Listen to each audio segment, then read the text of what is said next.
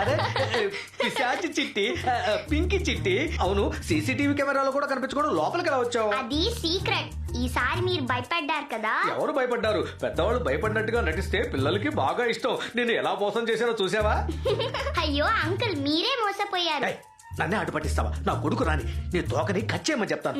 అమ్మో, రేపటి నుంచి చీకటి పడగానే అంకుల్, కొడుకు చూసేయాలి. మిమ్మల్ని ఎలా భయపెట్టాలో నాకు నేర్పించింది మీ అబ్బాయే. అయినా సూర్య అంకుల్ రావడానికి బాగా లేట్ అవుతుంది. ఈ ఏరియాలో మన వాళ్ళకి పాస్పోర్ట్ ప్రాబ్లం అంట. సూర్య అంకుల్ అందరూ కలిసి పోలీస్ స్టేషన్ కి వెళ్లారు. పోలీస్ స్టేషన్ కా? నా బిడ్డ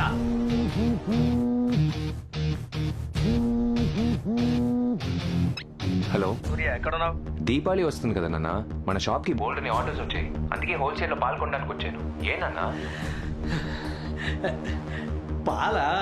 పోలీస్ స్టేషన్ లేదో ప్రాబ్లం అంట. మన ఊరు వాళ్ళంతా అక్కడే ఉన్నారంట.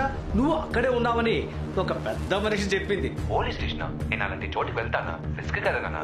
సారీ బాబు, సారీ. ఏ టైంలో ఫోన్ చేసి నిన్ను డిస్టర్బ్ చేశాను. ఇప్పుడు చెప్పు, ఈ సంవత్సరం స్వీట్ ఏంటి స్పెషల్? హల్వా నాన్న. సూపర్ నాన్న.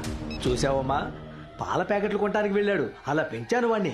నా బిడ్డ ఎవరు ఎన్ని చెప్పినా ఏ నాటికి ఎలాంటి రిస్క్ తీసుకోవడమ్మా.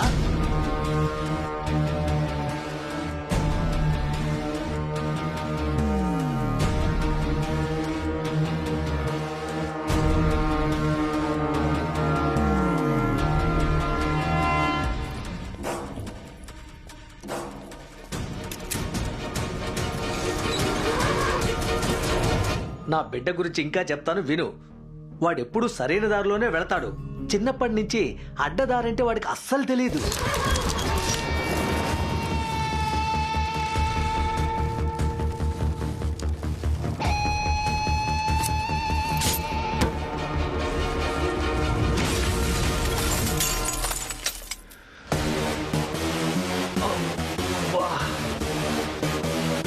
ఈ పోరాటాలు కొట్లాట్లు వాడికి నచ్చవమ్మా. అది ఎంత పెద్ద రిస్కో నాకంటే వాడికే బాగా తెలుసు.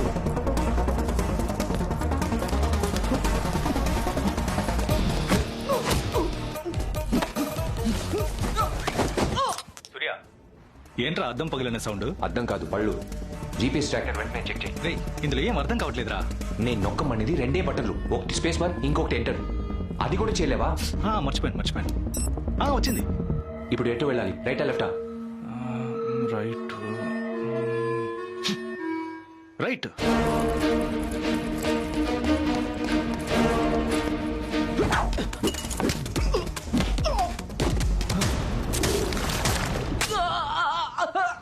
రే, లాకర్ రూమ్ ఎక్కడుంది? నువ్వు వెళ్ళే డైరెక్షన్ లో స్ట్రైట్ గా వెళ్ళు.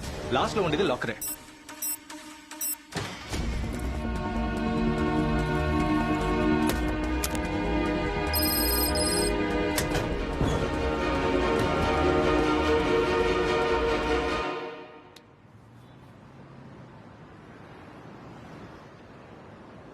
రే జన, ఏంటి పిచ్చ ఆకలిగా ఉంది. నేను మాత్రం బిర్యానీ తిని మిఠాయికిళ్ళి వేసుకుని పడుకున్నాను.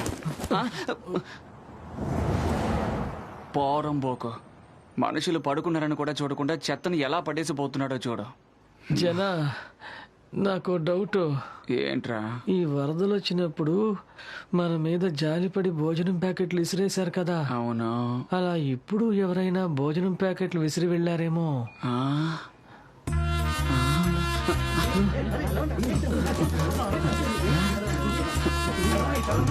ఒట్టి పేపర్లు, ప్లాస్టిక్ కవర్లేరా? పాస్పోర్ట్లు రా, జీతం డబ్బులు కూడా ఉన్నాయిరా. రమేష్, ఇదిగరా మళ్ళీ మన పాస్పోర్ట్లు రా. ఇక మనం ఇష్టం వచ్చినట్టు పని చేసుకోవచ్చు.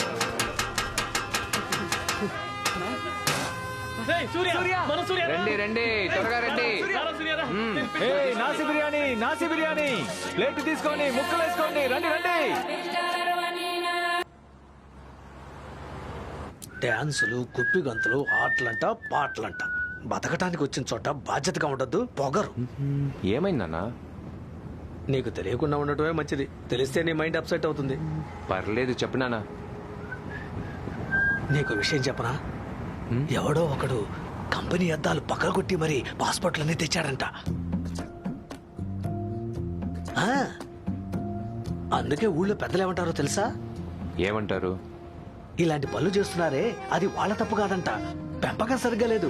వాళ్ళ బాబు ఎందుకు పనికిరాని వాడంటాడు. ఏంటి? అర్థం కాలేదా? వాళ్ళ బాబు 10 పైసలు కూడా పనికిరాని వాడంటాడు. నవ్వేవా? ఎందుకు నవ్వుతున్నావు? అంటే మన పెద్దవాళ్ళు చెప్పింది తప్పంటావా? నే అలాగేం అనలేదు నాన్న. అయితే ఒప్పుకో. ఏమని? వాళ్ళ బాబు ఎందుకు పనికిరాని వాడని ఒప్పుకో. సరే ఒప్పుకుంటున్నాను. అలా అన్నావు, బాగుంది.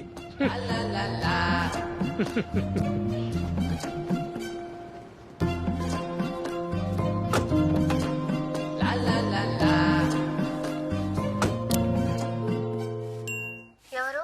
చోళన్ సూపర్ మార్కెట్ డెలివరీ అండి. నేను రిమోట్ తో డోర్ ఓపెన్ చేస్తాను, మీరు టీవీ పక్కన పెట్టేసి వెళ్ళిపోండి. యా.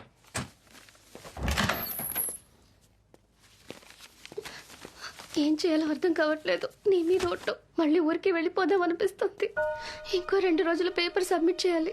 రీసెర్చ్ పేపర్స్ కి కావాల్సిన రెఫరెన్స్ డౌన్లోడ్ చేద్దాం అనుకుంటే 10,000 సింగపూర్ డాలర్స్ ఖర్చు అవుతుంది అంటున్నారు. నేను ఎన్నో యూనివర్సిటీ వెబ్సైట్స్ లో ఎంతో ట్రై చేశాను. యాక్సెస్ డినైడ్ అని వస్తోంది. అడిగితే రోబోటిక్ ఇంప్లాంట్ సర్జరీ చాలా అడ్వాన్స్డ్ ఏరియా అంటున్నారు.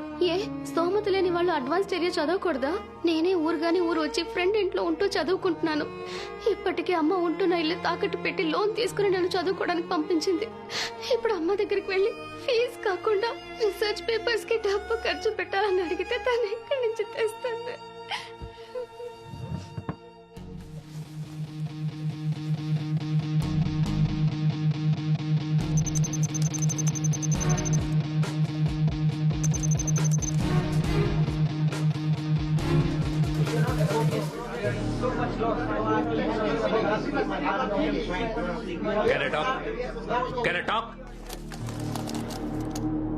అయితే మీకు ఇక మీద మాతో బిజినెస్ చేయడం ఇష్టం లేదు, అన్నిటినీ ఆపేస్తారు అంతేగా?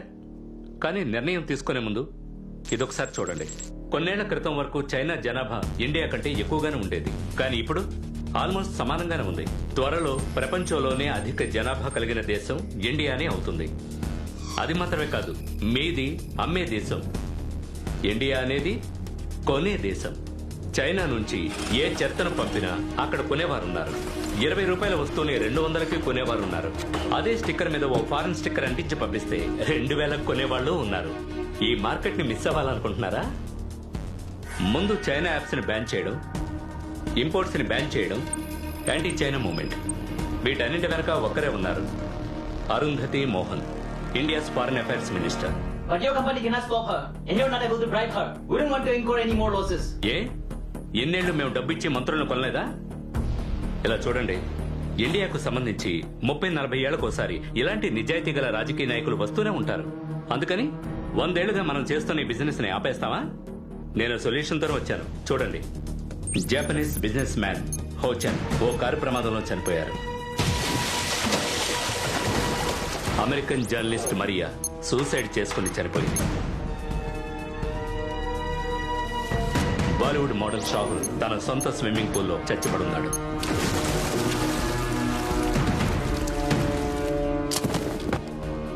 ఇలా ఎంతో మంది.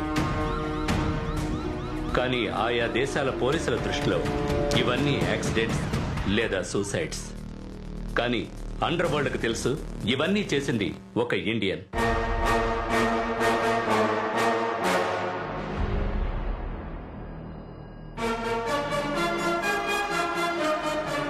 ప్రతి ఒక్కటి ఖచ్చితంగా పథకం వేసి చేసిన హత్య.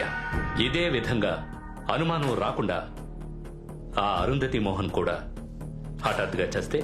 No, what? He is right, because we have to do that, or else it's not possible. No, stop! This is $100 billion business. I want to call for a voting. Who doesn't want to hire him? And who wants to hire him?